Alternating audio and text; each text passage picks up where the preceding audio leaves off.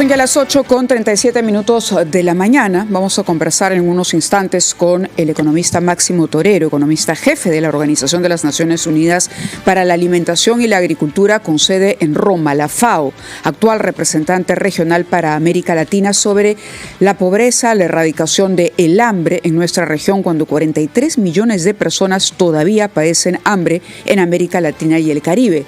Sin embargo, parece que ya hay algunos signos de recuperación. Vamos. Ahora sí, como había adelantado Mávila Huerta, recibimos y damos la bienvenida a RPP al economista Máximo Torero, quien es el peruano de más alto rango en el sistema de las Naciones Unidas y está dedicado a temas de alimentación y comida desde hace ya bastante tiempo. Señor Torero, muy buenos días, bienvenido a Lima, por una parte, y a RPP en particular. No, muchísimas gracias, es un placer estar con ustedes esta mañana. Bueno, ustedes han sostenido que América Latina está saliendo de la caída en términos de alimentación y de hambre que causó el COVID-19. Sí. Denos datos, por favor, ¿dónde se está avanzando más que en otros lugares? Sí, cuando vemos el análisis de la situación de la hambruna en el mundo, que estamos hablando de 733 millones de personas en hambre en el mundo, la idea es ver cómo han evolucionado las tendencias en las distintas regiones del mundo. Las buenas noticias para la región latinoamericana, sobre todo para Sudamérica, es que ha habido una mejora sustancial desde el COVID-19, donde fue un salto muy grande, y esa mejora se ha dado fundamentalmente en Sudamérica. Hay algunos países que todavía tienen que seguir mejorando para esto, pero lo que vemos es que si proyectamos al 2030 esta situación medida del 2024 por nosotros, tendríamos alrededor de 20 millones de personas que estarían en hambre en la región, lo cual quiere decir que si aceleramos la reducción, podríamos llegar a la meta del ODS 2, que es la meta de cero hambre. La situación mejora también en el caso de Asia, pero por los números absolutos, como es mayor población, va a ser más difícil lograr el hambre cero.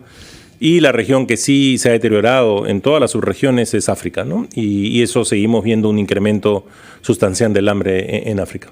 América Latina, ¿cuáles son las ventajas que en este momento tiene justamente para que ustedes nos traigan esa buena noticia, digamos, auspiciosa o mantengan el optimismo? El entorno ha mejorado mucho en el sentido, sobre todo de las agroexportaciones, ¿no? Sobre todo Sudamérica, sabemos que Brasil, Argentina, Paraguay, Uruguay son grandes exportadores de cereales.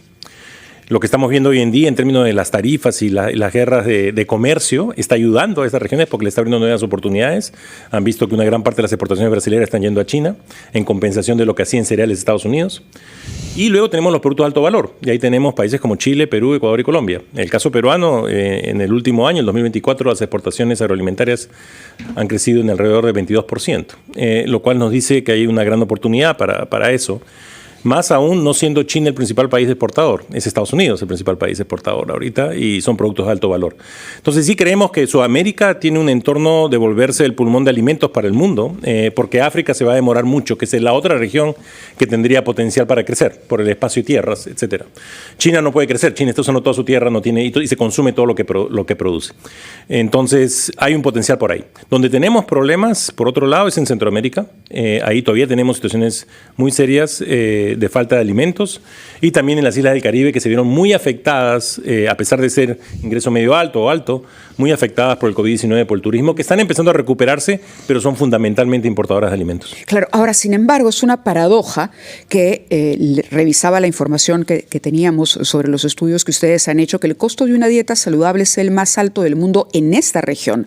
Es decir, si bien es cierto, hay una riqueza natural y hay un contexto que supone una oportunidad interesante para la producción, o lo que usted ha denominado este banco de alimentos que puede constituir América Latina, el costo para quienes están en ese banco es mucho más alto que en otras regiones. ¿Cómo resolver la paradoja en aras de ir cumpliendo o alcanzando esa meta justamente para mejorar la nutrición y erradicar el hambre en nuestra región en particular? No, exactamente. El punto que levanta es un punto importantísimo. ¿Por qué? Porque cuando hablamos de hambre estamos hablando simplemente de calorías consumidas, que eso puede ser con productos de cereales, no tiene que ser una dieta saludable.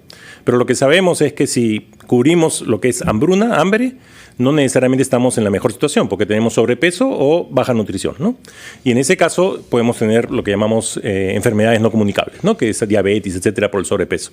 Y ahí es donde viene el concepto de dietas saludables, que es un concepto más complejo porque es un concepto de diversidad de alimentos. Cuando ustedes hablan de hambre, únicamente a la sensación de cómo calorías, es decir, cómo digamos, cumplo con esa con cuota, el mínimo necesario de calorías. Para seguir funcionando, digamos. Pero cuando hablamos de dieta saludable estoy en un punto más elevado. Estoy en un punto en que tengo además... Pero por ahí debería ir el objetivo, digo. Pero, no, el objetivo de S2 claramente es... El primer objetivo es cero hambre.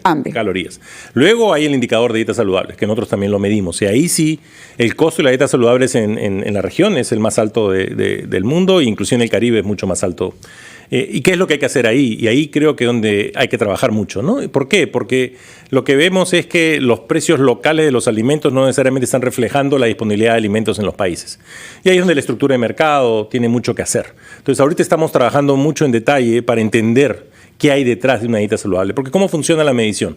Lo que vemos es cuál es el mínimo costo de los elementos que requieren esa dieta diversificada. Y para eso hacemos control de precios locales, ¿no? Y con eso vemos cuál es el mínimo costo de la dieta saludable. Lo que hay que buscar y donde hay un enorme potencial de mejora es exactamente en ese punto. Y ahí hay que trabajar en mucho detalle para ver qué es lo que está pasando. ¿No? Casos interesantes, ¿no? Perú es uno de los grandes exportadores de quinoa, ¿no? Quinoa es un superalimento en términos nutricionales, ¿ok? Pero ha subido de precio porque hay mucha demanda internacional también, ¿no? ¿Y cómo hacemos para compensar eso? Y es una cuestión de que si un producto nuestro, como el caso de la quinoa o el caso del cacao blanco, por ejemplo, que ahora estamos trabajando en la parte de la selva, tienen una gran demanda internacional. Si nuestra parte, la parte de producción de semillas y producción de preparar para que podamos producir más está presente, no va a verse reflejado en un incremento del precio local. Lo que ha pasado con nosotros es que tomamos ventaja de productos que podemos exportar por las características de ese producto, pero no nos preocupamos de la parte de producción. La productividad no sube. No podemos escalar y queremos escalar muy rápido y generamos más enfermedades, por ejemplo, lo que pasó con la quinoa en la época de la uria, del auge de la quinoa. Entonces yo creo que ahí el planeamiento estratégico, la preparación para esos productos de alto valor es central. Y eso va a ayudar a que el efecto de la demanda internacional, que no tiene nada de malo que tengamos capacidad de exportación, también se vea reflejado en una mayor producción local que me permita tener precios estables, ¿no? Usted ha destacado el éxito de la agroexportación en el Perú. Algunas de las empresas agroexportadoras importantes tienen proyectos para establecer inversión y colaboración con zonas agrícolas de altura, porque la mayor parte de estas empresas de gran éxito agroexportador están basadas en la costa, incluso algunas de ellas usando terreno que se ha conquistado al desierto, y ojalá que se siga conquistando más si los proyectos de irrigación funcionan bien.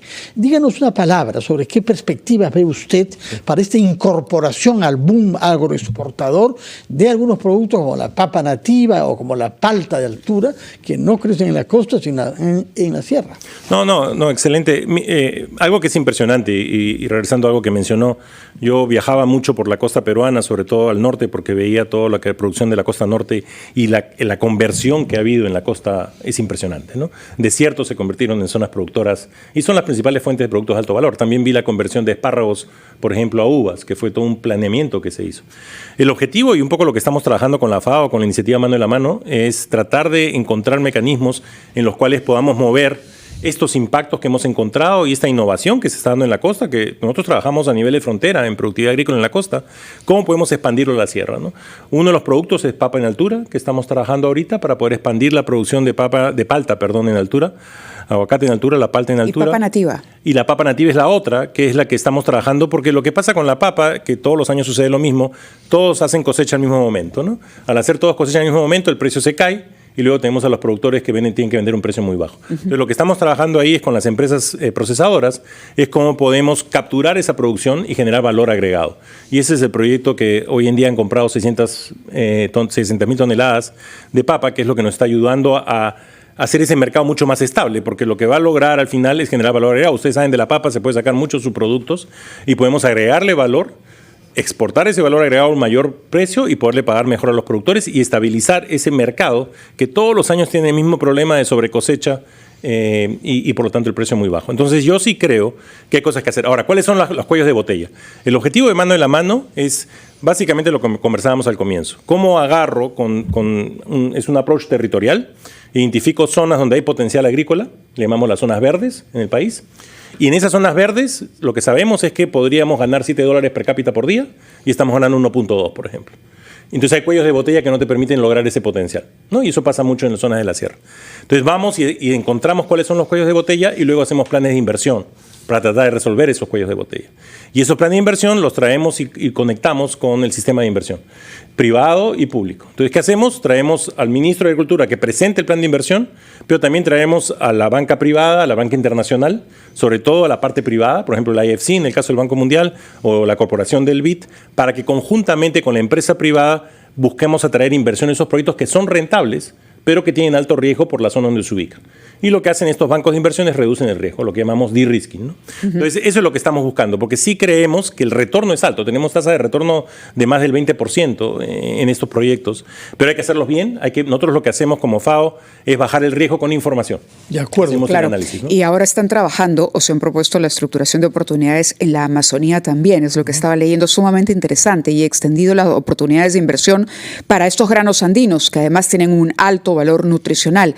El balance entonces viene siendo positivo. Sí, es súper positivo. El Perú ha empezado a tomar provecho de esta iniciativa. Creemos que ahorita tenemos granos tradicionales, tenemos lo que es camélidos, porque ahí también hay problemas de estándares y de calidad, y luego tenemos el caso del cacao blanco, ¿no? La idea es acelerar este proceso. Hacemos todo un año de actividades con los bancos de inversión para atraer estas inversiones, porque no queremos que el país se endeude tampoco. Entonces, por eso es que es el sector privado. El IFC lo que va a hacer, le da plata al sector privado para que opere en el Perú, y nosotros trabajamos en diseñar los planes de inversión. Entonces, yo creo que estos son proyectos que se pueden escalar, se pueden crecer, y son los que nos ayudaría. Pero también hay que tener mucho cuidado con la infraestructura, ¿no? Hay que buscar que la inversión en infraestructura, en caminos, en sistemas de irrigación, se complemente con esto que se está haciendo. Y la parte institucional, porque no hay ningún problema que la propiedad sea pequeña. Si la coordinas bien, puedes sacar el retorno de esa propiedad. De acuerdo.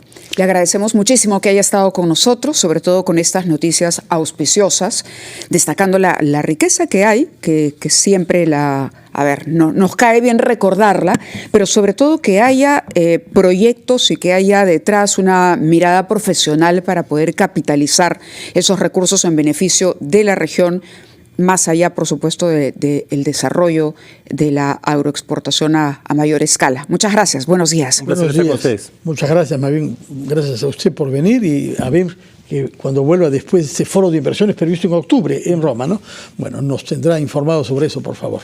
Vamos a una pausa, Mávila. Hacemos una pausa y regresamos. Escuchamos anuncios.